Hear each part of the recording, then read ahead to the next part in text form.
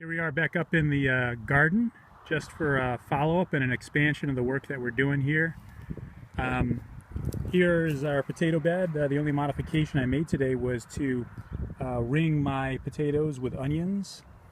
I'm not sure deer are very interested in potatoes, but I wanted to use the edge of this bed to grow some onions. In this case, some Spanish white onions.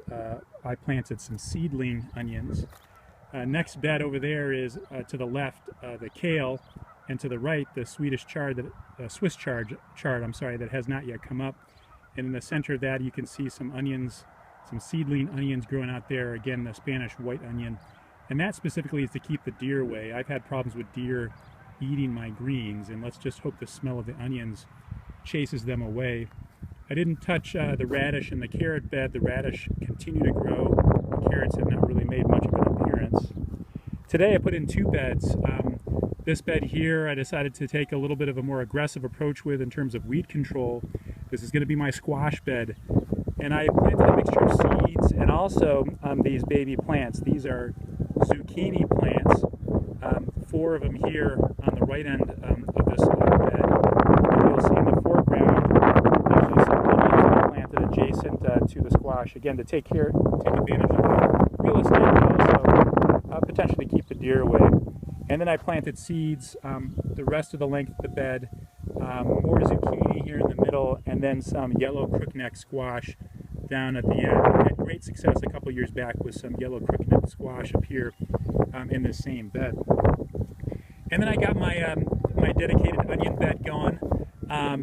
I planted again some white Spanish onion, mostly seedling on this side. On the far side I planted red seed onions, so these look like mini onions, planted along the length of the far side.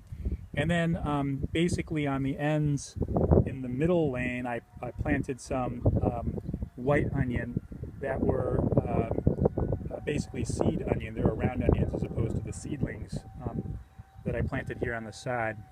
In the middle, surrounded by the onion, I planted a couple things which my deer have attacked in the past. Some beets here on the south end of the bed, and then some spinach over here on the north end of the bed. I also planted some spinach in some holes dug into my permaculture bed, which right now is showing off its planting of collard greens. And I'm going to pick some of that collard green in a few minutes because when it's young like this, trimming off the leaves and saving them up is really a recipe for a great salad. So we think of collard greens as mostly a cooking green, but when you actually harvest the leaves when they are this young, they are delicious. So here we are back at the collard greens, and I'm just going to show you that I'm just trimming off maybe 3 or 4 leaves from near the base of each of these little plants. The goal is to keep them alive so that they continue to produce. Again, when these leaves are very young like this, they taste great, and in fact they're great for just fresh eating. They have a little bit of a spice.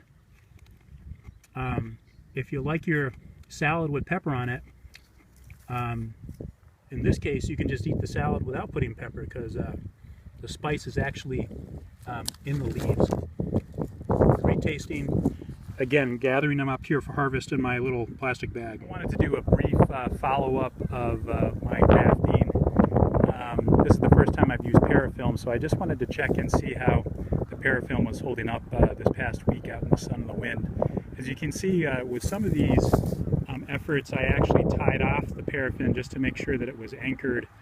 And then in others, I actually just wrapped it and pressed it onto the surface and hoped that the adhesive nature of the parafilm and its stretch would hold everything together. And as you can see, at 1 week, all of the parafilm grafts that I did with no tie-off, like this one, no tie-off, stuck. So parafilm really does seem to do the job and to do it well.